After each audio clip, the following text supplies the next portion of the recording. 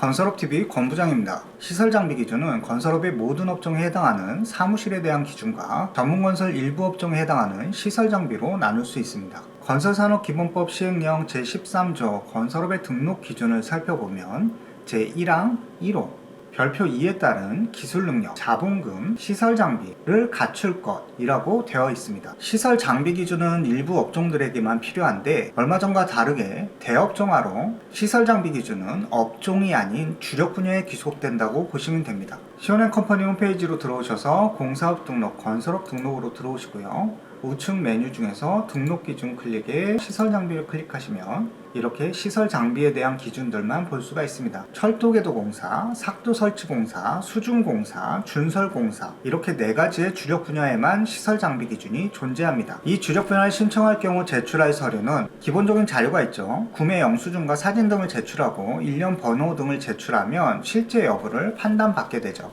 간단하게 그냥 구매하고 해당 증빙을 제출하면 돼서 서류 준비는 어렵지 않은 편이에요. 시설 장비의 어려운 점은 바로 사무실에 있습니다. 예전에 비해 면적 제한도 없는 사무실 기준이기 때문에 소홀히 생각하실 수도 있어요. 하지만 실제 심사에서 사무실의 요건은 생각보다 까다로워서 건설업 등록 실패의 주요 요인 중에 하나로 작용하고 있습니다. 건설업 유지 시에도 실태조사 시 사무실 때문에 영업정지를 맞는 경우가 꽤 있습니다. 같은 13조 제1항 2호를 보면 건축법 등 관계법령에 적합하고 건설업을 등록하려는 시도 안에 위치한 사무실을 갖출 것이라고 되어 있습니다. 이 문장에 2가지 조건이 있죠. 먼저 쉬운 것부터 살펴볼까요? 건설업을 등록하려는 시도 안에 위치한, 많이 물어보시는 질문 중에 해당 위치에 지사를 설치하면 건설업 등록이 가능하냐고 물어보시는 분들이 계세요. 건설업은 주된 영업소 소재지, 그러니까 법인 등기부 등본상 본점 소재지에만 설치가 가능합니다. 그래서 본점 소재지가 등록하려는 시도 안에 위치해야 된다는 점 기억해 두시고요. 다음 건축법 등 관계법령에 적합하고, 이 말이 사무실 요건에 대한 난이도를 급상승시키는 원인이 돼요. 건축법뿐만 아니라 다른 법령에도 위반사항이 없어야 된다는 걸 의미하기 때문이죠. 일단 부적합한 건물을 살펴보면 대표적인 것으로 가설건축물과 무허가 건축물이 있습니다. 건축법 제2조 1항 2호에 보면 건축물의 정의를 볼 수 있는데요. 건축물이란 토지에 정착하는 공작물 중, 여기 건축물을 정의하는 요소에서 가설건축물은 그 정착성에 의심이 가는 공작물이라고 볼 수 있습니다. 따라서 가설건축물은 건축물대장 작성 대상이 아닙니다. 따라서 건축물대장이 발급된다면 해당 건물은 건축물로 인정이 된다고 볼 수가 있겠죠. 무허가 건물은 등기되지 않은 건축물이라고 보시면 됩니다. 보통 달동네 판잣집을 예상할 수도 있겠지만 우리가 보기에 멀쩡한 매장이나 사무실처럼 꾸며진 경우도 많거든요. 이런 부분은 대부분 이미 지어진 건물에 불법으로 증축이나 개축한 부분들이 많습니다.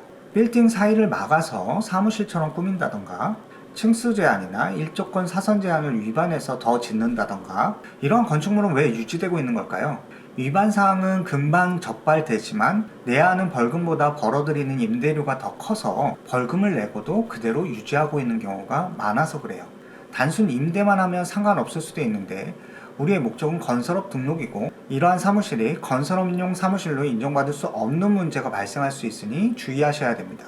상식적으로 해당 건물에 문제가 있어도 문제 없는 부분을 임대했다고 하면 건설업 용도로 인정을 해줘야 되는데 해당 건물에 위반 사항이 존재하니 건설업 등록을 해줄 수 없다는 심사관들도 있어요. 법령은 어디까지나 상대적이어서 이러한 상황을 해결하려면 행정소송으로밖에 방법이 없죠. 하지만 이렇게 되면 골치가 아프니까 애초에 이런 상황들을 만들지 않는 것이 좋겠죠. 그래서 건축물 대장을 발급받아서 이러한 위반 사항을 미리 확인해 보실 수가 있습니다. 이런 식으로 건축물 대장 바로 옆에 위반 건축물이라고 표시되기 때문에 바로 알 수가 있죠. 또 건물 등기부 등본을 발급해 보셔야겠죠. 표제부를 보면 소재 지번에서 해당 건물이 정상적으로 등기된 건물인지 확인해 볼 수 있습니다. 이 2가지 서류는 사무실에 대한 증빙 서류로 어차피 제출해야 될 서류니까 미리 발급받아서 확인을 해보시는 것이 좋습니다. 명의자가 아니라도 발급이 가능해요. 건물 등기부 등본은 대법원 인터넷 등기소에 들어가셔서 부동산 등기 탭에 열람, 서면 발급을 클릭하시면 발급을 받을 수 있습니다. 이곳에 해당 주소지를 검색하셔서 수수료를 납부하면 바로 발급을 받을 수 있는데 발급까지의 과정은 워낙 인터넷에 많이 소개가 돼 있어서 생략하겠습니다. 건축물 대장은 구글에서 검색하시면 정부24 페이지가 나오는데 이곳에서 발급하시면 바로 출력이 가능합니다. 건축물 대장을 발급하셨다면 각 코스마다 용도를 확인하실 수가 있어요. 예전에는 이 용도가 굳이 사무실이 아니더라도 내부 전경이 사무실이라면 어느 정도 인정을 해줬습니다만 현재는 다음에 3가지 용도가 아니라면 건설업 용도로 거의 인정을 해주지 않는 분위기니까 기억해 두셔야 될 3가지 용도는 바로 사무실, 오피스텔, 근린생활시설 이 3가지입니다. 이 3가지 용도 외에 다른 용도는 거의 불가능하다고 보시면 됩니다. 이 중 최근에 이슈가 된 것이 바로 지식산업센터인데요. 이 지식산업센터에 대한 내용은 따로 영상을 정리해 놓은 게 있으니까 참고하시면 될 것 같습니다. 영상이 길어지는 시설 장비에 대한 2부 영상으로 찾아뵙겠습니다. 구독, 좋아요 부탁드리겠습니다. 감사합니다.